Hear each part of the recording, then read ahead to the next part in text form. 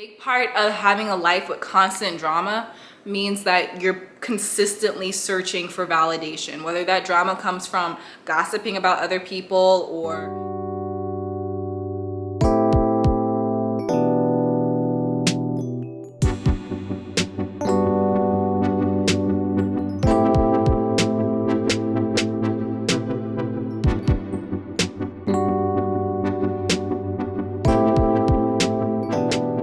bringing my energy back to me, bringing my energy back to me, bringing my energy back to my body. Hi guys, welcome back to my channel. My name is Dominique Davis, also known as Brown and Bendy, and here on this channel we practice flexibility of the mind, the body, and the spirit. Okay, so today we are talking about being addicted to conflict and how that can get in the way of you manifesting everything you want for your life. Have you guys seen anything by Shonda Rhimes? Big Grey's Anatomy fan over here. Like, favorite show.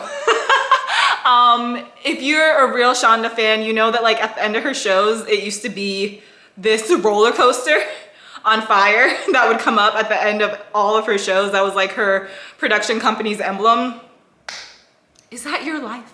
We don't want that, okay? That's what we do not want for our lives. And we gotta talk about how to create a different life for ourselves if we're just really addicted to the drama. And please do not get triggered by me saying addicted. I'm going to explain what I mean by that language a little bit later. Hey, I used to be all about it. I used to be one of the worst. I used to be a person who had conflict every other day. And I don't mean like small little like arguments with people. I mean like huge conflict because of my perspective. And I want to talk about it so that if you're at this place in life, you can create a new life for yourself.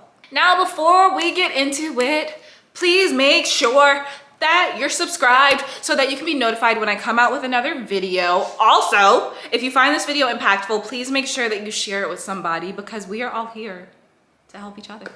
Okay, let's get into it. Okay, so first things first, a life filled with constant drama is an unhealthy life. We talk about, I'm sorry, like I'm so joyful to be giving this message, but we talk about the nervous system a lot here on this channel. And what the nervous system is, it is the system of nerves within your body that runs from your skull down your spine, and it affects almost everything in your body. Our nervous system changes dependent on what's going on in our external reality. You know when you're about to argue with someone and you get that feeling in your stomach, like your stomach drops, and then your heartbeat speeds up, and then you start to prepare, right? Like there's a lion that's waiting outside, like I'm about to come in, right? But there is no lion, you're just about to have probably a meaningless argument with someone. And yeah, when we live in that place, when we live in a place of always arguing or always let's not even talk about arguments. Let's talk about abusive relationships. Let's talk about, I can't talk about a physically abusive relationship because I've never been in a physically abusive relationship, but I have been in a emotionally abusive relationship. So let's talk about that. Preparing to be in these conversations where like you're just going around in circles and then you're questioning everything about yourself and nothing is simple and you have to start preparing for everything to be so complex and complicated and it feels like it never ends. It feels like it never ends, you know? All of that is affecting your body. So when we are in states of constant conflict, our body is in a state of fight or flight all the time. And this is called our sympathetic nervous system. Our sympathetic nervous system prepares us to fight that lion, okay? Y'all don't want me on your team if you get into a fight. Not Dominique. I'm the right one. But anyway, if you live in a state of consistent conflict, then your body is in that state. And it has been proven time and time again that autoimmune diseases come from consistent stress. So another thing about being in constant conflict is that this is your energy. This is your energy when you're in constant conflict. If you are in a relationship where you are arguing all the time, if you're at a work environment where you're constantly preparing to either be in an argument or be belittled, if you're just in a lifestyle where like there's opportunity for conflict and stress everywhere, this is your energy, right? And in order to manifest and in order to set intention, we need to do that with our energy, okay? I watched some Mike Todd this morning and I just feel like, I don't know, I feel real confident about talking to you guys right now. I don't know. Anyway, a life with conflict makes it more difficult to focus your energy and to focus your intention on what you desire. Not even about what you desire though. If you're living a life of conflict, it becomes so difficult to find the stillness to even figure out what you want, right? We need to have the stillness to know what we want in order to focus our energy. But when we're always fighting, always arguing, always preparing to be in an argument or be in a position where we feel unsafe, if we're always preparing for that, there's no time. There's no mental energy to focus. So first things first, a life filled with conflict, a life filled with stress is an unhealthy lifestyle. Now, just to make sure you're paying attention, we have an affirmation. Today's affirmation is, I surrender my conflict to a higher power. You might not be ready to say it, but just try with me. It's gonna bring up stuff, but we're gonna get to it. We're gonna get to it. I surrender my conflict to a higher power. I surrender my conflict to a higher power. Feel free to replace higher power with whatever you want, baby. You gotta admit you love the drama. You gotta admit it. You gotta admit it. You are addicted to the drama. You just have to admit it. Don't fight with me. I'm just kidding. I'm just kidding. Of course you don't love it. Of course this isn't what you want for yourself. What I mean by love is the feeling of being comfortable. A lot of us have conflict in our lives constantly because our homes were filled with conflict when we were younger. So we were taught that this is just how life is. If you were in a house where people fight over everything, you go into life thinking that people fight over everything, right? And you do that because when you were very young, as your nervous system was forming, you were in a house where people were constantly arguing and there was constant conflict. So your body got used to always being on guard. For example, let's say you're filled with conflict all the time and then someone's like, hey, let's go to yoga. You're like, all these things come up about why that's stupid. That's because your body is saying, that's not for me. That's not for because that's not how I'm used to living. That's not where I'm comfortable. Now, if we're not aware of the fact that we lean into conflict because it makes us comfortable, we can start to believe that we are not capable of having lives without conflict. We can start to believe that that's just how we're made, when in reality, that's just what your body's used to. And it's okay, because you can always expand and change it. So I'm gonna ask you to ask yourself, maybe write this question down. Am I emotionally wired to perpetuate conflict? Am I emotionally wired to perpetuate conflict? That's a conversation between you and you. The illusion of validation, okay? So this is gonna be a little bit different from the conflict that comes from being in an abusive relationship. That's not what we're talking about when we talk about validation. This has to do with the conflict in all other areas of life aside from being in an abusive relationship. The illusion of needing to be validated. So let's talk about why we get offended. Let's talk about why we get into the mindset that we have to argue with a person or prove our point. When we become emotional because of something someone else says or does, it's because what that person said or did does not align with the way that our ego identifies our life and identifies our own personalities. What this person did did not align with how we want to see the world. So we want to fix it. We want to fix it by saying, this is right, I'm right, this is right. But what I want to tell you is the ego is not the soul. When the soul knows something, what somebody else says doesn't shake it. When the soul is confident, no one can take that away. But when the ego knows something, that's not grounded. It's not grounded in fact, and it's not grounded in spirit. It's just the way a person wants to see themselves so that they can feel more secure in this physical reality. So when you're in a situation where you feel the need to over-defend yourself, that's coming from a place of ego. That's coming from a place of feeling like you're not really 100% confident in the very thing you're arguing about. So through arguing, through intensifying the conflict, you're convincing yourself that you truly do believe what you are trying to make this other person believe. Let's say that you are dating someone and they cheat on you. And you decide that my battery died. It was very sad. Okay, let's get back to it. So let's say that you are in a relationship and your partner cheats on you. You sit down with your partner and the two of you decide to work it out. Now, you've already told all your friends and family that this person has cheated on you, so everybody knows. Going forward, I just want to look at the two different mindsets to further illustrate my point. Going forward, you can do two things. You can sit down and say, my partner cheated on me. I am hurting. I need to heal. I am choosing to trust this person. Even though it may be difficult sometimes, I am choosing to trust this person. My family and my friends may be concerned. My family and friends may be concerned, but I know it's from a place of love, because if the same thing happened to them, I'd probably feel similarly. So you can do that. Or you can get back into a relationship with this person, not do any of that mental reasoning that we just talked about. You could just go get back with this person. And then the very first time a person comes to you and says, why would you get back with them? They cheated on you. And then they start to bring up everything that your partner did, triggering you. Because you haven't done the other work, you start to feel like you have to defend.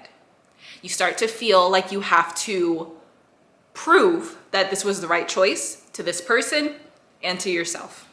And that creates the conflict in the situation. Conflict that could easily be ended by simply saying, I really know that you're concerned for me. I understand, but I need you to trust my judgment because this is what I believe is best for me and my relationship at this time. You know, no drama, but you can only do that when you're confident in what you're saying. You can only have that stillness and that groundedness if what you're saying is coming from your soul and not your ego.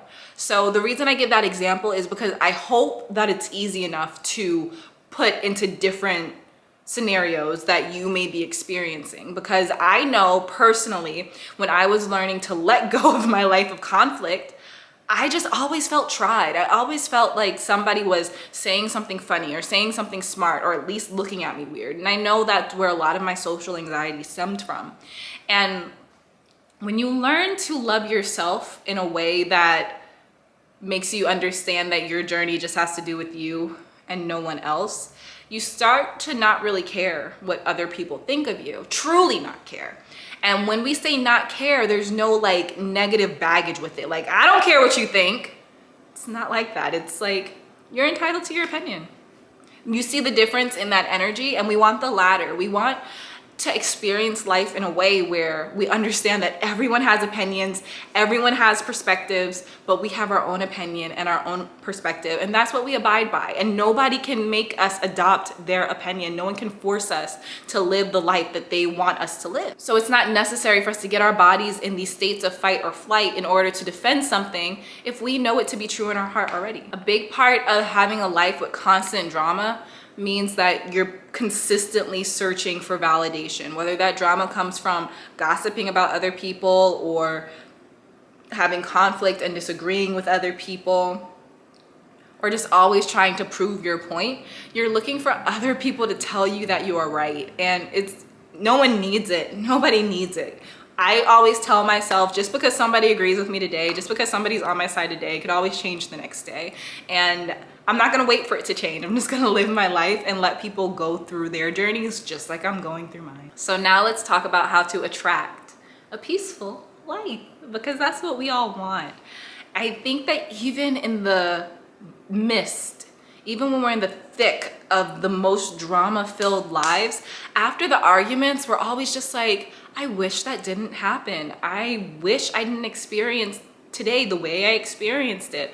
I wish today was just calm. I kind of wish nothing happened today. Whenever we experience conflict, we're never excited about the conflict after it happened. I mean, some people are, but I'm not a therapist, so I'm not going into that. For the rest of us, when conflict happens, we're not happy that the conflict happens. Deep down, we all want peaceful lives filled with ease. And I think the first way to transition from a life filled with drama and chaos to a peaceful life is by practicing awareness so we can recognize when we're triggered, and then simply removing ourselves from the external and taking that conversation inward. So if someone says something to you and your immediate reaction is to bite back, is to bring the claws out and go to their throat, you have to say, hey, this is not a good time. I need to take some time. Can we finish this conversation at a later date until I get my head together? Because you can't take back things that you say. You can't take back certain things that you do. And also a lot of times the things that we say and the things that we do just blow the situation up. It adds air to a situation that we really want to deflate. Remove yourself from whatever is triggering you, and then take the time to go inward and say, okay, why am I getting emotional? Because your brain is running the program that is making you emotional. If you're starting to sweat, if you're starting to feel that need to jump, that need to run, that need to defend, that means that there is a program running saying we need to be doing this. So if you practice stillness and if you slow down, you'll be able to figure out what just occurred to make you want to react in the way that you just did. Because here's the thing, friends. Here's the thing. There will always be people in this world who are about it. There will always be someone to argue with you. There will always be someone who will just be ready to go blow after blow after blow. There will always be somebody. If you want your peace, you got to take your peace and claim it. You got to claim your peace, okay? Because there will always be somebody to argue with, always. So if you truly want a peaceful life, you have to slow down, find your own stillness, and start to recognize what makes you the person who's looking for the problem, what makes you the person who wants to argue, what makes you the person who feels the need to defend. The second step to attracting a peaceful life would be practicing awareness so that you can start to identify when you are saying and doing things that will start conflict. So now I'm not talking about being in the midst of conflict and backing up. I'm talking about when life is peaceful and your programs start to say there's no such thing as a peaceful life. So your mind starts to look for things that can turn into conflict so that we can get onto our regularly scheduled programming. Because I say on this channel all the time, law of attraction, we're not just gonna wake up and have these perfect lives. So if you find that you are constantly in drama, tomorrow is not gonna be the day that your life's just peaceful unless you decide, hey, I'm going to stop any behaviors that I perform that contribute to the drama, that contribute to me saying things that could blow up in my face, or me doing things that don't align with the person that I want to be, right? And I think that that goes back to the golden rule. Just only say things that you would want people to say to you, only do things that you would want people to do to you. That's it. Don't overcomplicate it. And last but not least, in order to attract a peaceful life, to literally use the law of attraction to attract a peaceful life, search for moments of peace within your life, moments of stillness, no matter how uncomfortable, because a lot of times those moments of stillness can bring stuff up, right? So we look for stimulus so we don't have to be alone with our thoughts, okay? So look for moments of peace in your life. Learn how to breathe through them. Enjoy those moments. Enjoy just being alive. And you know, sometimes that's not gonna come from just sitting. Moments of peace can be just watching a movie. Moments of peace can be reading a book. Moments of peace can be calling someone you really love. Just anything that brings you peace. Find the moments of peace in your life. Recognize how those peaceful moments feel in your body, and then expand on them. For example, let's say you watch a movie and you're like, oh, this movie makes me feel really good. Expand on it. Is the movie based on a book? Buy the book. Read the book for 30 minutes a day, because you know it brings you peace. Now your programs are going to fight against this. They're going to say, I don't want to read a book. I don't want to watch a movie. This is a waste of my time. I could be handling the situation I have with this person. No. No, because if there's a situation for you to handle, you want to handle it from your highest self, okay? And getting down into the triggered state of mind is not your highest self, it's your survival self. And we don't want to handle situations from that place. So find moments of peace and expand upon them. This video felt so good to make. Please share it with somebody. Okay, if you like this video, make sure to give it a thumbs up so other people on YouTube know that it is valuable and that they should watch it. Also, if you would like me to expand on anything that I talked about today, just let me know down in the comment box and I'll be happy to mention it in a future video. Last but not least, please make sure that you are subscribed and that you click that notification bell so that you can be notified when I come out with new videos. That way you can become a reality bender yourself and you can join the bendy bunch because it's so much fun here. Guys, come on. So much fun. I love you so much and I will see you next video. Bye.